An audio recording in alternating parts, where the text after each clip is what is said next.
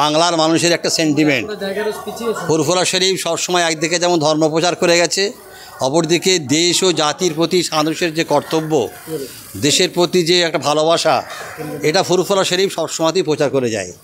তাই আজ ফুরফুরা শরীফের একাধিক পীরজাদের উপস্থিতিতে বাংলার বিভিন্ন সংগঠন যারা এ রাজ্যের শান্তি শৃঙ্খলা বজায় রাখার ক্ষেত্রে, দেশের গণতন্ত্র সংবিধানকে বজায় রাখার ক্ষেত্রে লড়াই করে আসছে, তারা সকলেই আজ একত্রিত হয়ে ফুরফুরা শরীফের যে আলোচনা হলো যে ওয়াকফের কালা কানুনকে বাতিলের জন্য সারা রাজ্য জুড়ে যে সমাবেশ চলছে, শান্তি শৃঙ্খলা বজায় রেখে আগামী দিনেও এই শান্তি শৃঙ্খলা বজায় রেখে এই সমাবেশ কন্টিনিউ করতে হবে। দ্বিতীয়ত, ব্রিগেড সভা যে 26 তারিখে ছিল কোনো আইনি জটিলতার কারণে স্থগিত হয়ে গেছে, পুনরায় যাতে ব্রিগেডে সভা করা যায় তার জন্য সমস্ত রকম প্রক্রিয়া করার সিদ্ধান্ত নেওয়া হলো।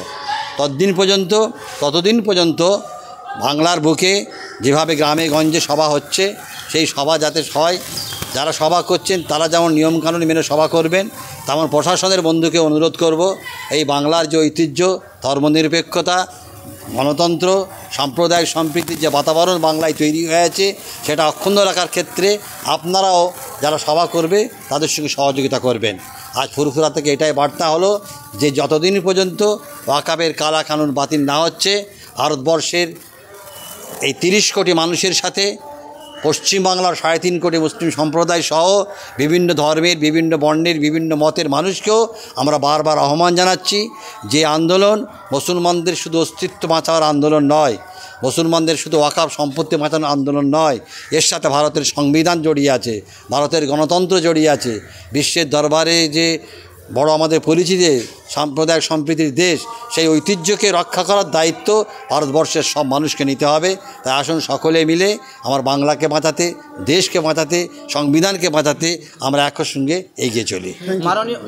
এপ্রিল প্রথমে মুখ্যমন্ত্রীকে চিঠি দিয়েছি বাংলার একমাত্র আমি, বাকি হাজারো সংগঠন থাকলে তারা কিন্তু এটা বলেনি।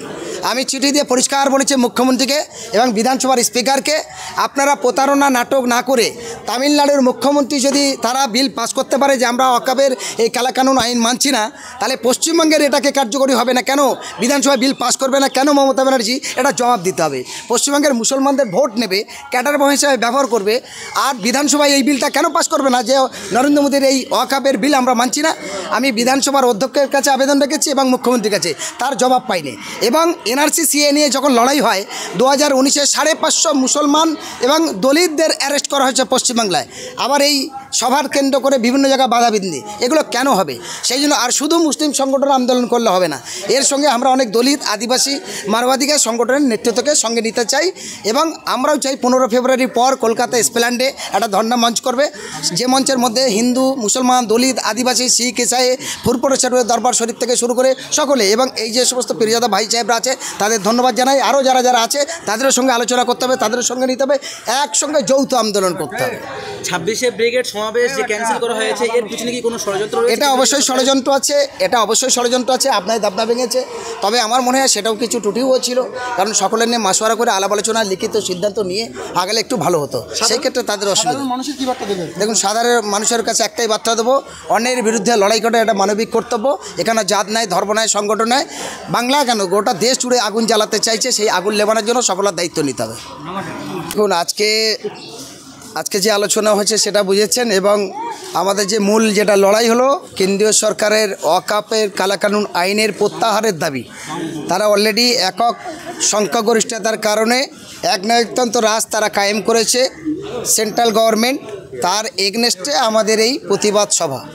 এই সভা নিয়ে আমার একটা বিমতের মতো একটা জায়গা আছে, সেটা আমি শুরু থেকে বলেছি, আজও বলেছি, ভবিষ্যতের জায়গা সেটা বলবো। সেটা হলো এই, বাংলার সংগঠনের অভাব নেই, বাংলায় প্রতিবাদের মানুষের অভাব নেই, কিন্তু শুধু মুসলিম সংগঠন কেন করব? আমাদের সঙ্গে তো শুধু আমরা মুসলিম এককভাবে থাকতে চাই না, বাঁচতেও চাই না, চলতেও চাই না, আর এটা আমার শরিয়াত শেখায়নি, কোরআন শেখায়নি, হাদিসও শেখায়নি।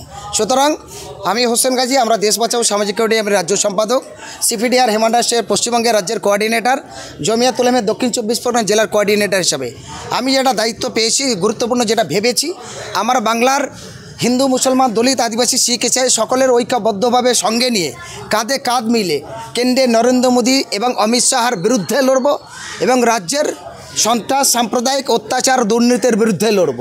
মানুষ হিসেবে মানবিক দৃষ্টিতে এটাই আমাদের অথরিটি রাইট। তাই আমি 11ই